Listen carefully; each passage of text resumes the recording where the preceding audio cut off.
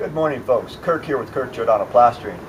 Today what I'm going to show you is there's a lot of different things underneath this belly band. We're going around the complete home. This, for example, we have concrete which is sticking out. Now you see we're far from there. I'm going to break this concrete out. It's not a big deal. But when I'm done, this drip screed should be a smooth transition. So this is going to go. There's quite a few other things on this project that we're going to show you guys how we do it in the trades.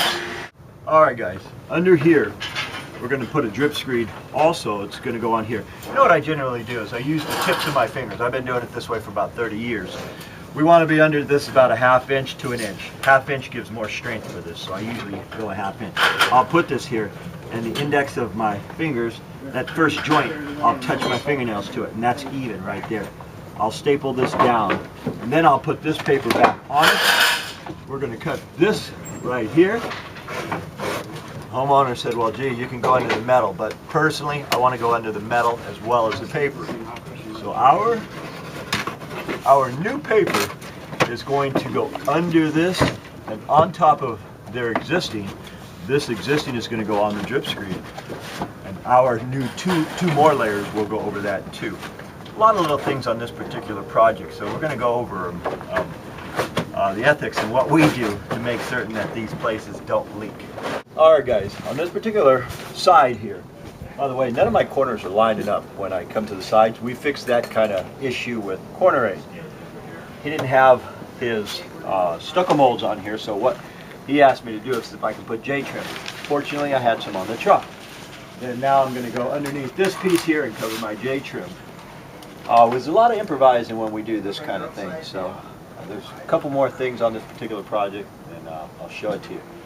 And for Michael Chong out in Berkeley, he called me and asked me about my gloves. Where do you buy the gloves without the fingers? I'm not sure if you're pulling my leg or if you're serious, but I buy bundles of these gloves right here. I buy them buy 12 at a time at PK Supply in Alameda. I buy them by the bundle, and I just cut my tips off, because when you're lathing, I'll come home and look like I've been in a cat fight. I'll have scratches all over my hands, so this way I protect my hands and I can work with my fingertips. And by the way, at PK they sell safety equipment. I buy boxes of these right here. $3 for one when you buy a big box. All comes at PK Supply. Anyway, Michael, if you're serious, that's where I get my gloves. Alright guys, now Jason is putting a second coat of netting over the flashing, because that flashing there, when we scratch it, the cement will just keep dripping off. So 2 of them works real well. Otherwise, we'd have to hit it with Weldcrete. Little tips like this that make a big difference when you're doing a job. Okay guys, I'm going to put the corner aid on now, and what I do is I'll put a big piece here, mark it, and then cut it. This is my conclusion. And yeah, Michael, what I was telling you, I wear these gloves so you don't get cut. Sometimes it doesn't always protect you, especially when you're cutting this kind of stuff. It can stab you.